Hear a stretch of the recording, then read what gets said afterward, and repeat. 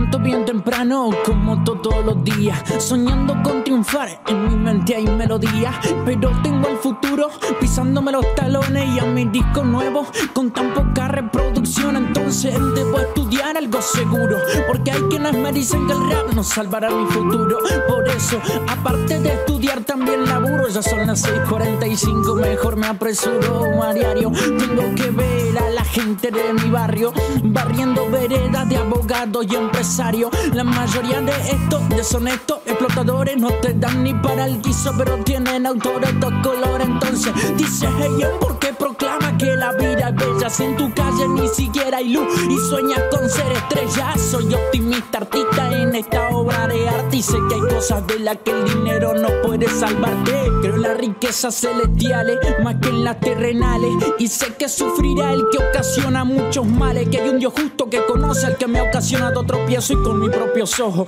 veré cómo pagan el precio. Es una obra de arte, píntala de un gran color, que fe que el mañana será mucho mejor, y el despertar tú confía, vive con alegría, puede ser un gran día.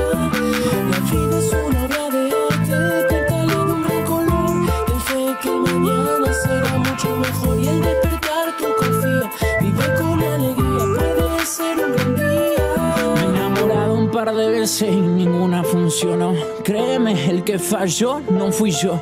No digo que soy perfecto, solo que di el 100% y del otro lado recibí puro cuento, puro invento. Yo sé bien de los momentos en que crees que todo está perdido, cuando miras al futuro y nada tiene sentido, porque se ha ido aquel amor, un ser querido, y ya no hay fuerza para seguir el camino. ¿Y qué le digo a aquel padre que llora sin consuelo? Cada noche clama al cielo, sus lágrimas caen al suelo, porque su hijo no jugará la pelota, nunca sentirá sus cosquillas, y toda su vida estará postrado en una silla. Mientras hay gente que lucha por un mundo mejor, hay otros que solo buscan causar dolor. Las preguntas abundan, las respuestas escasas como el amor. Yo también me pregunté qué hice para merecer este dolor. A veces el sufrimiento es causa de nuestro error, y a veces nos pasan cosas sin una maldita razón. Todo es parte de un proceso que obra para bien al final. Por eso levanta tu frente, aunque todo esté mal. Valora las cosas reales, valora lo verdadero.